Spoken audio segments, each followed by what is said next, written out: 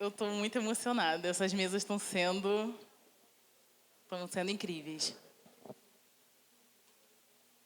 Nossa terceira mesa, ela fala sobre tecnologias emergentes e novas tendências no mercado digital. E eu gostaria de convidar agora 3 pessoas incríveis, que são Felipe Calisto, CEO da Odoo Studios, que inclusive eles estão aqui expondo o seu jogo, que é Odoo Conexões Ancestrais. Quero agradecer muito a presença, pode chegar aí. Palmas, gente, por favor.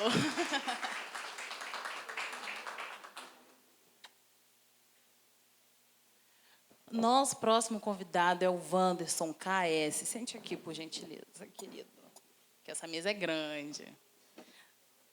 Wanderson KS, muito obrigada pela presença.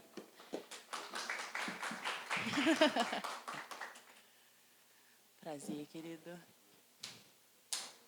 E nossa última convidada é a Joyce, presidente da Olabiorg. É um prazer estar aqui com você.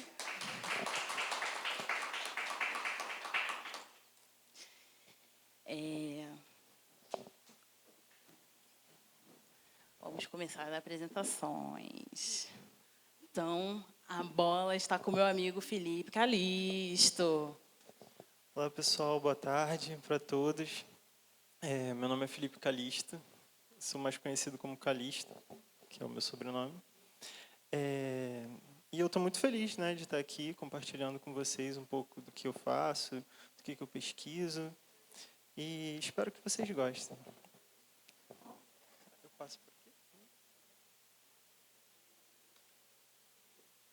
Então, vou falar um pouquinho sobre mim, vou falar sobre a Odoo Studios, o Odoo Conexões Ancestrais, os desdobramentos que a gente tem, nosso controle acessível, mockup e robótica, que faz parte de um pouquinho da nossa tecnologia, né? Show. Para começar, eu tenho muita coisa para falar em relação a isso, porque eu faço parte da UFRJ, sou aluno de musicoterapia, mas também me interesso bastante por tecnologia, né? Então, assim que eu entrei na faculdade, eu vislumbrei e queria ter acesso a toda a área tecnológica que poderia fortalecer todo esse meu conhecimento de musicoterapia também. E aí foi que eu conheci a GDP, é o Grupo de Desenvolvimento de Jogos da UFRJ, né? Lá eu pude crescer como desenvolvedor e utilizar o meu talento para música e depois para arte. E, assim, maravilhoso estar lá. Também faço parte da UFRJ Analítica, que é a análise de dados da UFRJ. E também faço parte da UFRJ Nautilus, que agora é a Arpia. A gente trabalha com robôs autônomos lá. Então, a gente constrói tanto drones quanto robôs aquáticos, né, submarinos, etc. Então, eu vou falar um pouquinho sobre a Odoo Studios, da onde a gente veio e quem nós somos, né? A maioria do pessoal do estúdio ela é composta do pessoal da GDP, né? E a Odoo Studios ela nasceu a partir do meu sócio, que é o Bruno, né? Ele simplesmente estava um dia jogando videogame na casa dele, com o pai de santo dele, com o filho, com o irmão de santo dele. E eles falaram assim, estavam jogando Marvel, algo assim, e eles falaram assim, o pai de santo dele falou assim, poxa, por que vocês não jogam nada relacionado à cultura brasileira, sabe? Vocês ficam aí com esses jogos aí. E aí trouxe um despertar para ele. Ué, nossa, isso pode ser bem legal. Aí foi que ele trouxe para a GDP esse projeto, e a gente nomeou como Odoo, né? Que significa caminhos na cultura iorubá. E a partir disso a gente, sabe, trouxe esse desenvolver de jogos para o Odoo Studios, mas também consolidando com um conhecimento ancestral da própria comunidade. Então, nesse momento específico, estamos fazendo o nosso querido jogo, tendo como colaboradores pessoas que estão nesse território, têm poder de fala para isso. E é isso, por hora, né? Então, só para vocês terem uma ideia, o Odoo Studios, ela é o nosso pilar, né? Então, a gente tem essas estruturas, que são os nossos setores, a Odoo-Tech, Odoo-Fan, Odoo-Ere. A Odoo-Tech trata sobre tecnologia na Odoo Studios.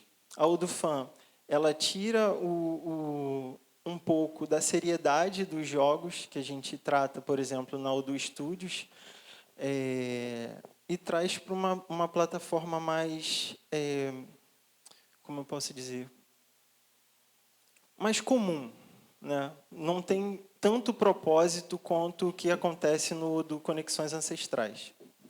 O Odoo-Ere é onde a gente se debruça para ensinar crianças, jovens e adolescentes tudo aquilo que a gente aprendeu em desenvolvimento de jogos. E aqui embaixo a gente vê... só eu que estou vendo. Não, pode voltar. Pronto. Do Studios, Tech, Fan e Ere. E aqui embaixo a gente vê o que é comum ter em um estúdio de jogos, né? Programação, arte, música, game design, narrativa. Como eu falei com vocês, e vocês terão a oportunidade de testar o que estamos fazendo, porque estamos com o nosso jogo ali. Então, experimentem. A gente fala sobre a cultura iorubá, como já havia dito. E agora eu vou focar em falar sobre a Odoo-Tech, né? E todas as tecnologias que estamos desenvolvendo na Odoo. Então, a gente tem controle acessível, que também está aqui, o nosso protótipo. A gente está com uma ideia de colocar o atabaque para ser realmente o controle do nosso jogo. Então, ao invés de a pessoa pegar um controle de Xbox, de PlayStation, ela simplesmente vai estar interagindo com o nosso jogo a partir daquilo que é mais acessível para ela e acessível também para o brasileiro, sabe? Que já nasce com essa chama do batuque, da ginga dentro dos nossos corpos. Então, a gente quer, sabe, transformar isso como um instrumento também do nosso jogo. E aqui é o pessoal testando, crianças, jovens. Só não sei se consegue... Não. Tocar o vídeo. Acho que não, né? É um videozinho. Mocap, né?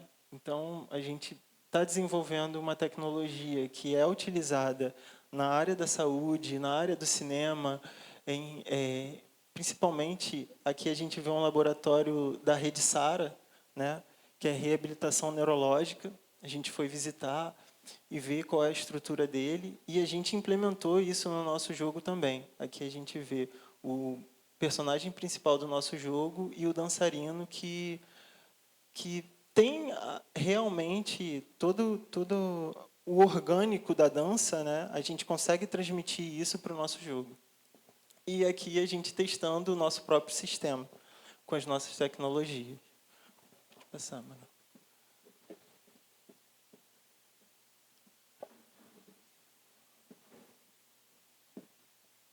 Show. O estúdio também tem se debruçado bastante na análise de dados, a partir do que a gente coleta nas nossas amostras, né? Então, toda vez que você for jogar nosso jogo, a gente está coletando os dados para melhorar.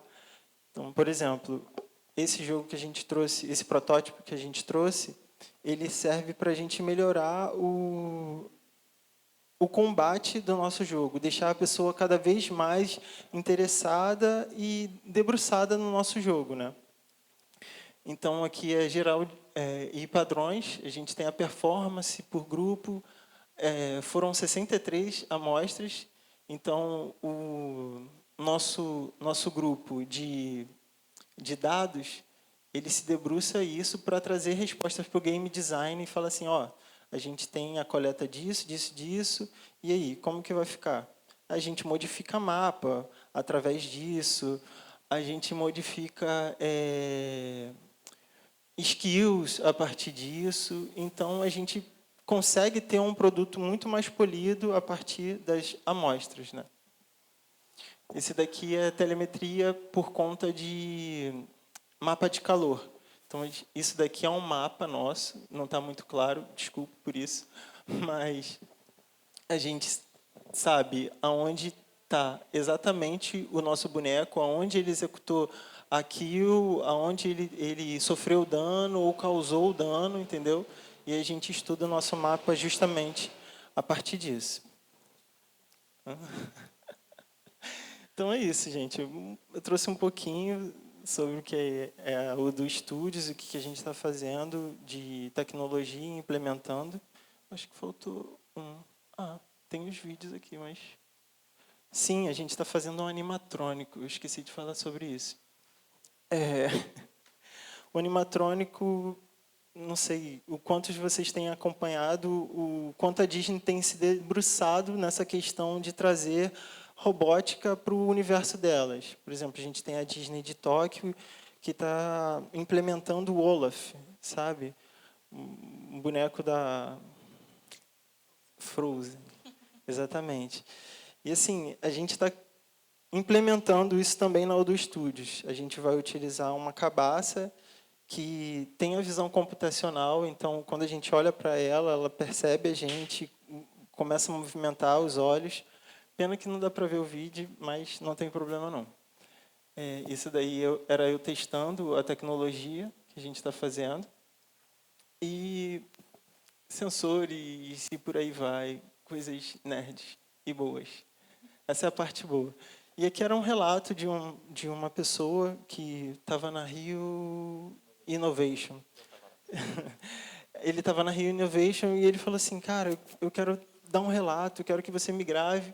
Eu falei, beleza, não esperava por isso, gravei e ele com muita emoção deu o seu relato, sabe, emocionou toda a equipe porque realmente a gente conseguiu ver que a gente está indo no caminho certo. Uma pessoa que desfruta dessa cultura iorubá veio até nós falar, olha, o que vocês estão fazendo está sendo muito interessante, eu me senti super representado. Então, para a gente foi maravilhoso, né?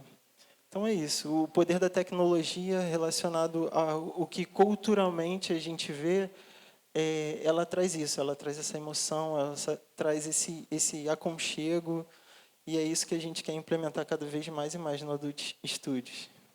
Gente, incrível. Eu tive a honra de participar um pouco dos processos da Odoo. E depois, quando eu pisquei, eles já trouxeram mais e mais novidades. Então, estou aqui chocada. Passo a palavra agora para o nosso querido Wanderson, presidente da ProGeek RJ. Eu estava tão nervosa, nem falei nada. Muito obrigada pela presença. Então, a bola está com você. Tá, eu não sou o presidente, eu faço parte do corpo de direção executiva, tá, gente? Executiva.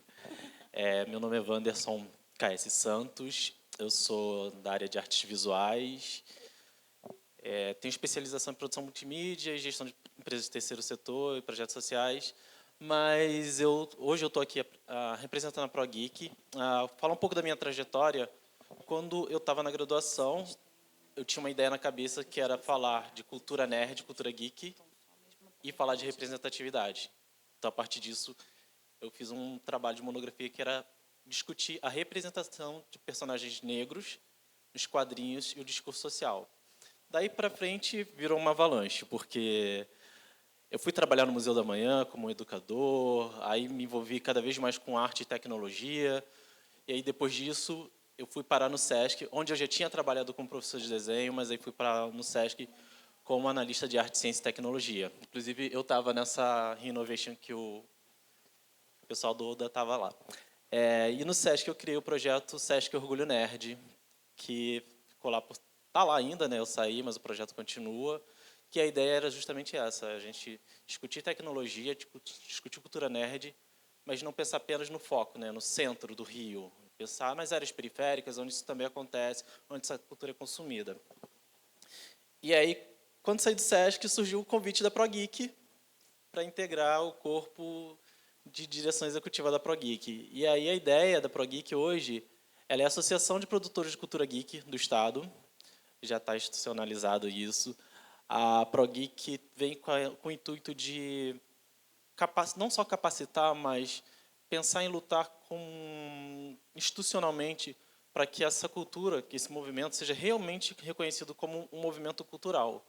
Porque o que acontece, né? Para a gente ser conhecido como um movimento cultural, às vezes as pessoas falam assim, mas vocês são... Quando a gente vai concorrer edital, fala assim, não, vocês só podem concorrer em artes visuais, vocês não podem tentar uma cadeira, de repente, num conselho, porque vocês são um único segmento. Só que acontece que a cultura geek não é um único segmento. Igual o movimento hip-hop, que você tem música, você tem rap, você tem o DJ, você tem a dança, a cultura geek é a mesma coisa. A gente tem os games, a gente tem os quadrinhos, a gente tem as séries, a gente tem o cosplayer, a gente tem várias coisas. Então, isso já caracteriza a gente como um movimento, não como uma única coisa. Inclusive, o próprio cosplayer, ele não é entendido como uma única linguagem. Porque você tem artes visuais, você tem teatro, né, porque você tem artes cênicas, você tem performance, você tem escultura. Então, é um conjunto de coisas. E, dentro disso, a gente também pensou em como a gente trabalha as tecnologias que são até lidas como low-techs, né? Uso de Arduino, uso de programação básica, que muitas vezes é utilizado tanto na produção dos jogos, dos mais simples aos mais complexos, quanto também na produção dos cosplayers. E aí fica aquela coisa, né? O que a cultura geek tem a ver com a cultura brasileira?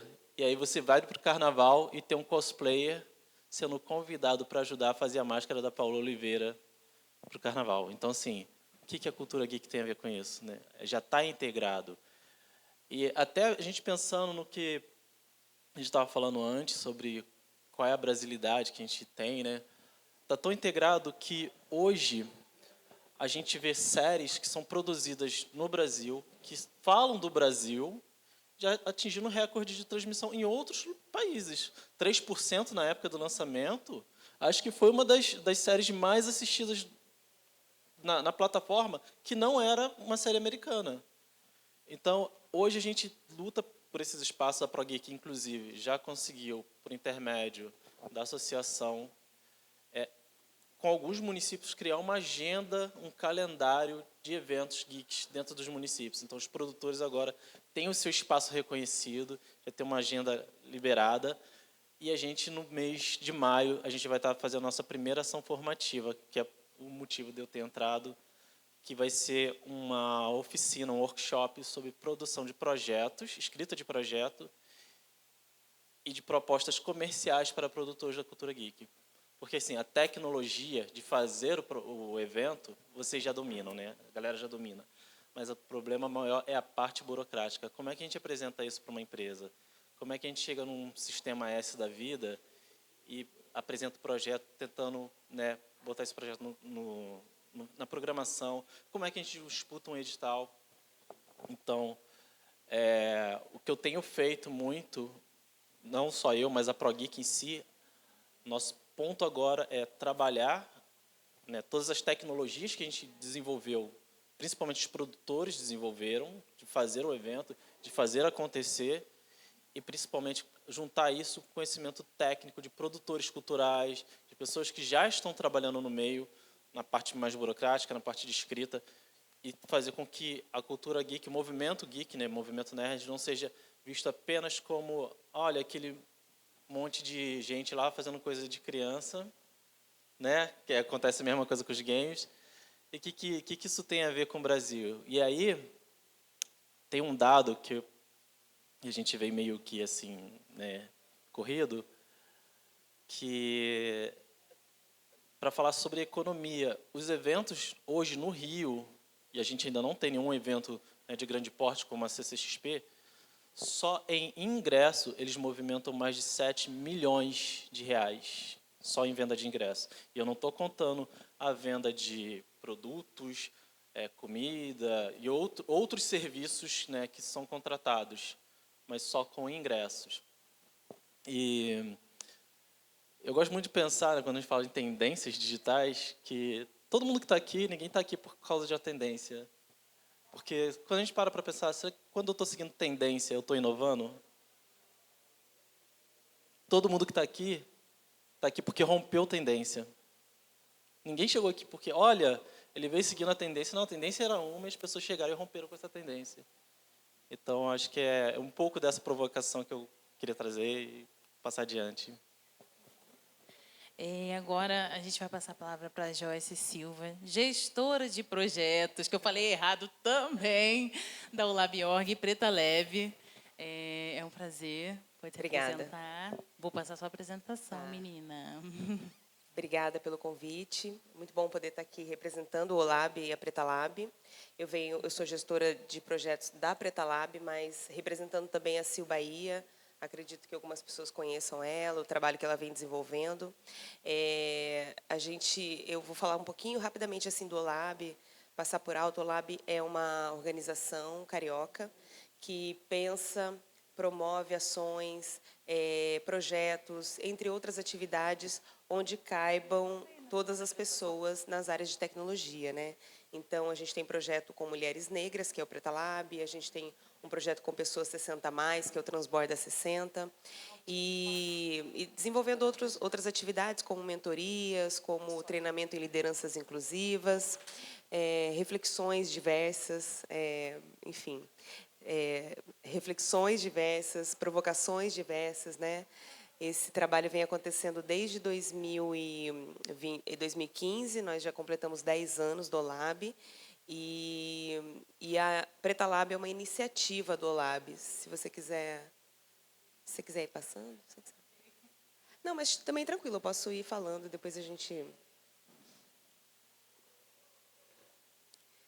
Então, como eu falei, o OLAB é uma organização que pensa a tecnologia como um lugar de diversidade também, né? E traz essas reflexões, essas provocações. E aí, nesse sentido, a gente vem desenvolvendo esse trabalho. Consultorias, mentorias, acompanhamento, palestras, treinamentos intencionais para empresas. Nós somos solicitados por várias razões, inclusive para pensar com as empresas assim como tornar a sua empresa, a sua instituição um lugar diverso, onde todo mundo aprende, todo mundo ensina, todo mundo lucra, né? Então, essa provocação ela vem acontecendo através das ações do OLAB. E aí vou falar um pouquinho da Preta Lab, que é esse projeto Causa, que foi pensado pela Silvana Bahia lá em 2017, justamente que depois de uma pesquisa dela, ela foi fazer uma formação. E ela percebeu que ela queria aprender a programar e ela percebeu que tinham poucas mulheres na turma dela. Isso é uma realidade que vocês conhecem muito melhor do que eu. Vocês são técnicos, né? Eu não sou. E ela queria entender onde é que estavam as mulheres negras, se as mulheres estavam tendo espaço para adentrarem no mercado de trabalho em tecnologia, já que era um número muito grande de mulheres desempregadas, enfim, na base da pirâmide, né? Tudo que a gente sabe que acontece, sobretudo, para mulheres negras, né? Essa lacuna, essa distância, né? de qualificação, de remuneração. E aí ela pensou nesse projeto para dar visibilidade para mulheres negras em tecnologia, sejam aquelas que já estão desenvolvendo seus projetos, aquelas que estão trabalhando, estudando, mas também aquelas que estão em transição de carreiras, né? Essa atividade começou timidamente lá em 2017 e veio crescendo. Ali no tempo da pandemia, quando tudo fechou, foi quando eu cheguei, ela me convidou. Só fazer um recorte rápido, eu sou bibliotecária, eu trabalhei durante 10 anos no Sistemas S, e nessa época eu estava muito cansada de trabalhar neste quadrado. E ela me convidou: Joyce, os projetos fecharam, os projetos presenciais. Você quer trabalhar comigo? Vamos pensar formações para mulheres negras em tecnologia. Então, foram aí que começaram. Pode até passar um pouquinho mais. Começaram os nossos ciclos formativos. Aí, como eu falei, a gente é uma plataforma que reúne num site mulheres negras que querem deixar os seus perfis ali como um espaço para dar visibilidade para quem está fazendo tecnologia, para quem está estudando, para quem está ensinando, para quem está desenvolvendo projetos e para quem está procurando trabalho, porque lá, por exemplo, a gente também divulga eventos, oportunidades, e as empresas nos procuram também atrás dessas profissionais. Então, esse trabalho acontece meio em rede, né? Também nos entendemos como uma comunidade. E ali, em 2020, voltando, quando a gente começou a realizar os ciclos formativos, eram ciclos de linguagens básica e introdutória e básica de programação. Depois a gente foi apresentando mais uns outros conteúdos intermediários, mas o principal é que a gente queria oferecer um pouco de formação enfim, remota, para mulheres que estavam desesperadas, desempregadas, sem, né, enfim, naquele momento, ali, 2020, 2021. E esses ciclos começaram, a gente tem alguns apoiadores, né, umas empresas que nos patrocinam para que a gente consiga contratar uma equipe, todas as pessoas são negras, todas as mulheres são negras, então, assim, justamente para que as mulheres se vissem naquele ambiente e, a partir dali, a gente entender assim quais eram as dores, quais eram as dificuldades, os espaços que as mulheres não têm nesses ambientes e muitas vezes elas são contratadas e elas ficam naqueles cargos, elas não têm assim estímulo para chegarem também nos cargos de liderança, para apresentarem suas ideias, seus projetos. A gente foi entendendo que eram muitas questões, né? Não era só oferecer. Nós não somos uma escola, nós fizemos isso no momento da pandemia. Mas a gente começou a entender que a gente precisava ouvir, de entender o que elas estavam necessitando, né? E, a partir daí, então, nós estamos, nesse momento, no 15º ciclo formativo, né? Foram 15 de lá para cá.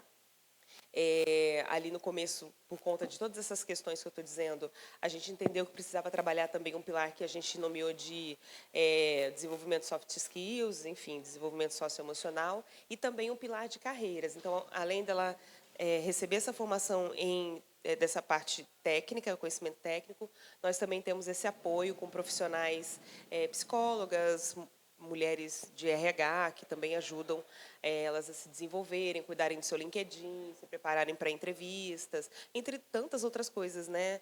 Como se posicionar em situações de racismo dentro das empresas. A gente vem com esse apoio, né? Através de formação mesmo. E aí a gente vem fazendo esse trabalho, um trabalho difícil, de formiguinha, não é simples, não é fácil. Somos muito questionadas também. Por que vocês estão fazendo o recorte do recorte, né?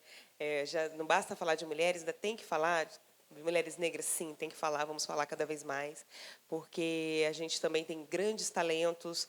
A ideia da Preta Lab também, se organizando em comunidade, para trazer realmente essas pessoas, porque a gente entende que ela, quando se desenvolve, a gente tem várias histórias para contar.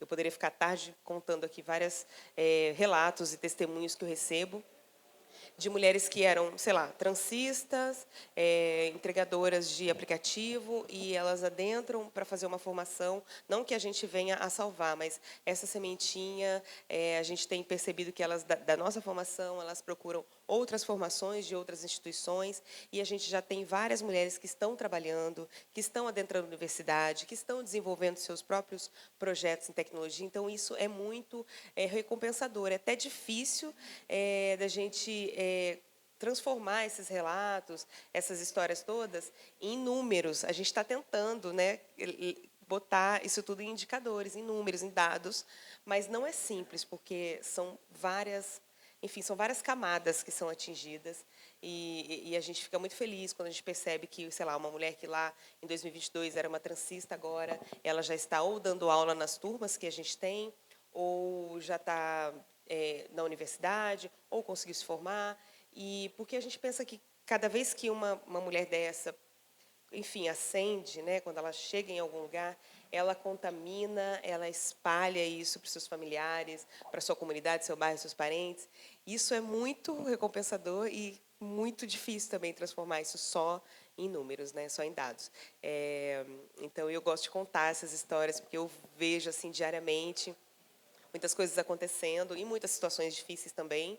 É por isso que a gente continua trabalhando, né, para ter esses espaços para as mulheres. A gente conseguiu, depois de 3 ou 4 anos tentando, um apoio da Disney, e aí a gente fez um projeto chamado Aprofunda, que é um projeto que treina, que tinha a intenção de treinar 10 mulheres, foram 2 turmas, né? Então, 10 mulheres em cada turma, em back-end, durante 6 meses. E a gente conseguiu também, nesse projeto, oferecer uma bolsa para elas, o que faz toda a diferença, porque é pouco, mas ajuda bastante. Uma bolsa de R$ 1.000 para uma mulher que é mãe, que trabalha o dia todo, que entrega as atividades 2h30 da manhã. A gente entendeu que isso fez e faz muita diferença para a gente. É muito pouco para a Disney, então, né? Mas para elas faz muita diferença, mudou muito. E a gente, enfim, ofereceu essa formação em back-end com um time técnico e oferecendo essa bolsa sem que elas precisassem necessariamente, enfim, prestar contas daquilo. Elas podiam usar para, sei lá, ir num show, fazer trança, melhorar o celular, comprar um telefone novo, comprar um computador novo, ingresso para eventos, enfim, a gente queria estimular que elas tivessem ali um apoio nosso para seguirem. Então, é muito legal, porque essas 2 turmas do Aprofunda, que são 20 mulheres, a gente tem 2 desempregadas, só 2 desempregadas. 18 já estão empregadas, trabalhando, ou fazendo estágio, ou, enfim, são PJ, mas 2, uma porque está já no final da faculdade, ali já está entregando o projeto, e uma porque acabou de ter um bebê. Então, esse relato é muito legal assim de falar dessa formação do Aprofunda. Espero que a gente consiga repetir uma próxima turma agora. Estamos atrás de patrocínio. E é isso, gente. Acho que, enfim, qualquer dúvida que vocês tiverem, conheçam assim a nossa rede, né? Indiquem também para as empresas, para as pessoas que queiram falar um pouco de mulheres negras em tecnologia. A gente tem, eu botei esses números só para ilustrar um pouquinho. A gente é uma rede, na plataforma tem mais de 1.900 mulheres inscritas. Como eu disse, a gente já realizou 15 turmas, né, 15 formações desde 2020. Esse projeto Aprofunda, que teve 20 mulheres impactadas nesse programa. Fizemos o nosso primeiro evento presencial da Preta Lab ano passado, lá no Sesc Pompeia.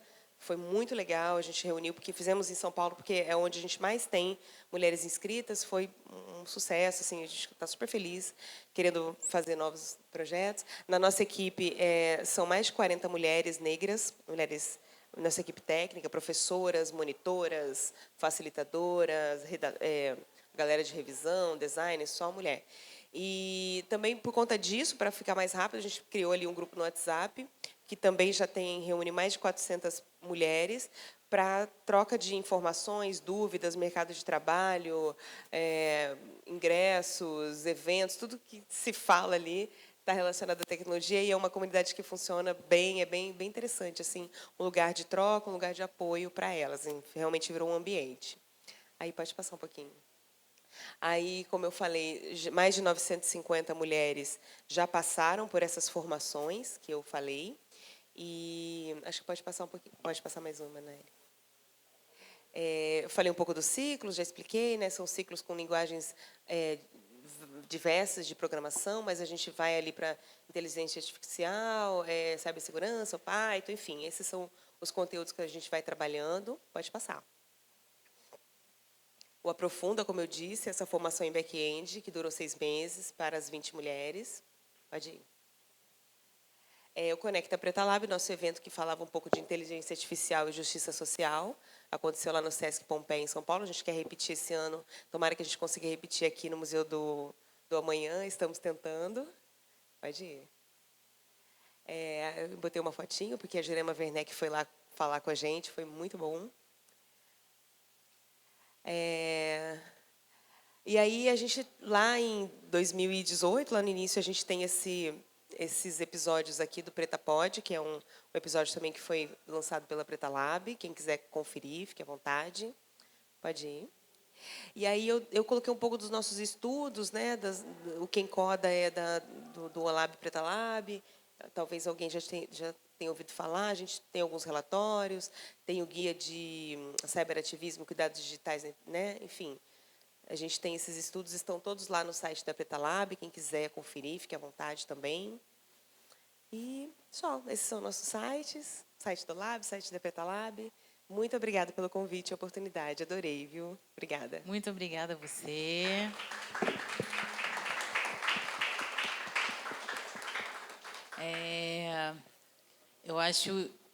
Eu estou assim muito feliz com a potência que é essa mesa. Eu não poderia deixar de citar uma mesa em que a gente está compartilhando tantas tecnologias de ponta, tantas coisas incríveis, coisas, inclusive, que eu estou descobrindo aqui, ficando chocada. Me admirando cada vez mais. E essa mesa é totalmente composta por pessoas negras. Quando você trouxe essa provocação muito perspicaz sobre tendências, né?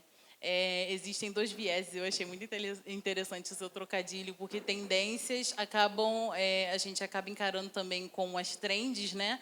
As modinhas que estão surgindo e muitas pessoas estão seguindo, mas também existe a tendência do que vai acontecer, né? O que é tendência de acontecer, caso isso e isso sejam fatores. E aí eu queria trazer essa provocação em relação às tendências no mundo digital. Quais seriam essas tendências para o nosso povo, para o nosso Brasil?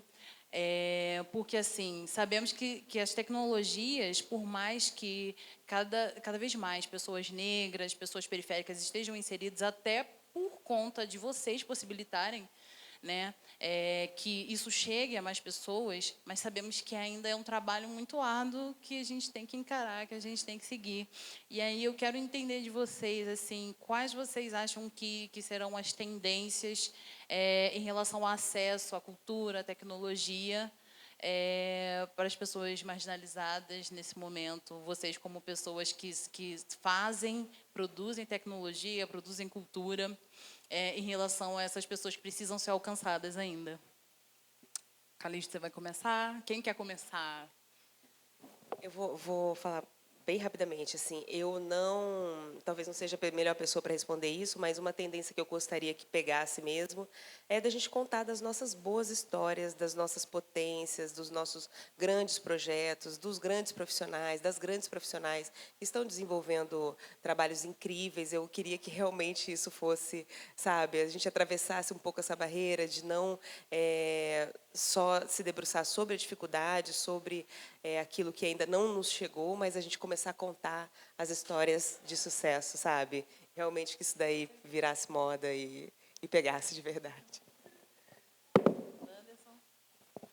Olha, eu acho que quando eu falei de, né, se a gente segue tendência, se a gente está inovando, eu acho que a visão que a gente tem é não só seguir a tendência, mas estar atento ao movimento que elas fazem, sabe? E aí, quando a gente começa a ficar atento, a gente vai entendendo que o que vai inovar, na verdade, não é o olhar para fora, mas é o olhar para dentro. É quando a gente consegue enxergar quais são os problemas que a gente tem ali e a gente começa a achar soluções e aí a gente começa a romper aquelas tendências que nos são impostas. Como minha colega falou, eu gostaria muito que a tendência viesse a ser essa, sabe? A gente começar a romper com as coisas, começar a dar mais oportunidades, a entender o que a gente desenvolve primeiro, para depois olhar para fora e falar, pô, aquilo ali talvez me sirva, mas talvez não. Por que eu tenho que fazer exatamente aquilo que está bombando lá fora, se aquilo não cabe para mim aqui, sabe? Ultimamente eu tenho me enfiado muito no meio literário, porque eu acabei de escrever um livro, e aí eu fui descobrir, eu não sabia, não fazia ideia mesmo, eu achei até engraçado, porque eu estou vendo um movimento meio que contrário, assim, que o público adolescente escreve muito romance que se passa em países estrangeiros, em culturas estrangeiras. E são escritos por pessoas, escritoras, na sua maioria, daqui do Brasil. E aí são romances sobre hóquei, sobre futebol americano, sobre basquete. Eu achei assim, nossa, eu via isso quando eu era adolescente, mas eu via E é engraçado que, na minha época, eu era adolescente e via isso começando uma curva contrária, que era as pessoas parando de fazer tudo com cara de japonês ou de americano para começar a brasileirar tudo. E agora a gente está seguindo uma curva inversa, que as pessoas estão escrevendo romances, pessoas brasileiras escrevendo romances que se passam nos Estados Unidos. O que é louco, porque quando eu fui fazer a diagramação do meu livro, enquanto ele ia ser publicado independente, eu fiz uma capa que era meio ambígua, porque é um livro de terror que se passa no Rio de Janeiro, onde o nosso cenário urbano você tem favela, você tem o Cais do Valongo, você tem um monte de coisa, e só por ter na capa um rapaz negro e uma menina branca e a comunidade atrás, a diagramadora virou para mim e falou assim: olha, sua capa não está legal, não. Eu falei: por quê? Não, porque você tem a capa ali, você tem um rapaz, você tem uma... E ela estava com o meu livro, hein, para diagramar. Você tem um rapaz, você tem uma menina, e aí, mas aí no fundo você tem uma cidade que não é assim Nova York. Por quê? Mas é um morro, então sugere que é um romance de favela. Por quê? Porque o cenário é a comunidade, então tem que ser um romance? Ou tem que ser um romance, né, entre traficante? Como se na favela só acontecesse isso. Como se pessoas... Gente, a gente tem o Lucas Lima, acho que as pessoas conhecem. O cara trabalha com impressão 3D, o cara criou uma impressora 3D própria. Sabe, o cara é referência, o cara é aqui do Complexo do Alemão. Então, por que a gente limita visualmente a gente a um estereótipo? Porque a gente está acostumado a consumir o de fora e fala assim: não parece Nova York. E mesmo que fossem prédios, não tem prédios aqui do Rio, não tem prédios na Bahia, não tem que parecer com Nova York, tem que parecer com Chicago, tem que parecer com Detroit. Né? Então, assim, vamos começar de novo a romper tendências, né? E criar as nossas inovações novamente. Concordo bastante com o Anderson e acredito que a tendência é o olhar para o ancestral, né? Olhar para essa sabedoria que já existe na gente e a gente poder potencializar de uma forma e nesse contexto high-tech, sabe? Então, quando a gente junta essas duas estruturas, ou então olha para as pessoas que são referências, já está tudo ali, sabe? A gente pegar isso, se apropriar de uma forma muito, muito forte e no olhar de muitos vai ser disruptivo e inovador, mas não, é um saber que vem de berço, sabe? E a gente está trazendo essa potência. Grandes afrofuturistas.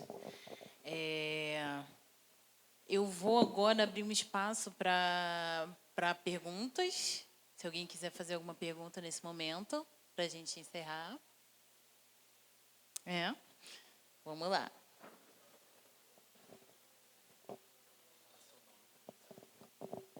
Olá, boa tarde. Prazer, eu me chamo Leonor. E eu tinha uma dúvida em relação ao jogo Odoo, na verdade, que eu vi ele na entrada agora. Eu vou ser super sincera, eu não tenho muita familiaridade com os projetos que foram apresentados, porque eu não sou do Rio, eu vim de fora, mas eu gostei muito, né, de tudo que vocês apresentaram aqui. E eu queria saber, em relação à cultura iorubá e ao jogo, como foram escolhidos os elementos que iam ser inseridos naquele jogo.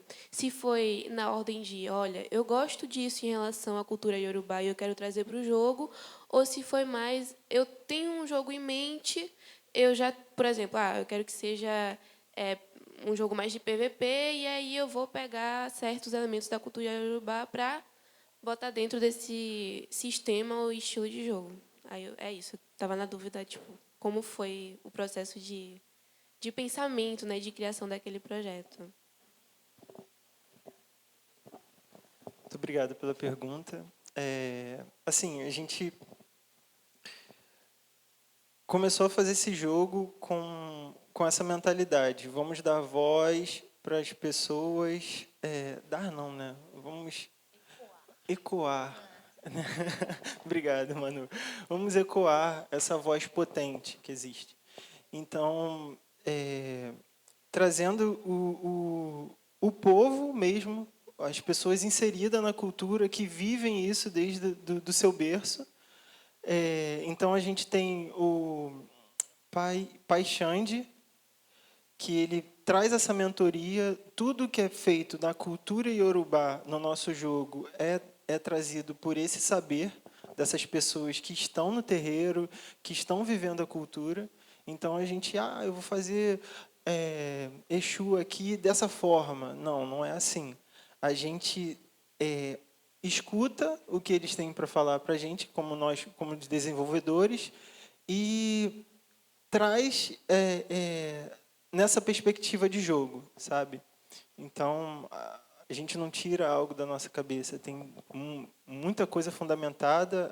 A propósito, esse jogo é uma tese de mestrado da UFRJ, então tem todos os assuntos que necessita numa pesquisa, sabe? Então, é isso, basicamente. Perfeito. Gostaria de agradecer pela pergunta, pela presença de todos, pela atenção de todos, pelos meus ilustríssimos convidados. Muito obrigada novamente. Vocês não sabem o quanto eu estou honrada, o quanto eu estou feliz com essa mesa. Vou passar para vocês fazerem as considerações finais, tá bom? É um prazer, gente. Quem que vai primeiro? Joyce. Só agradecer mesmo a oportunidade de, mais uma vez, poder estar aqui.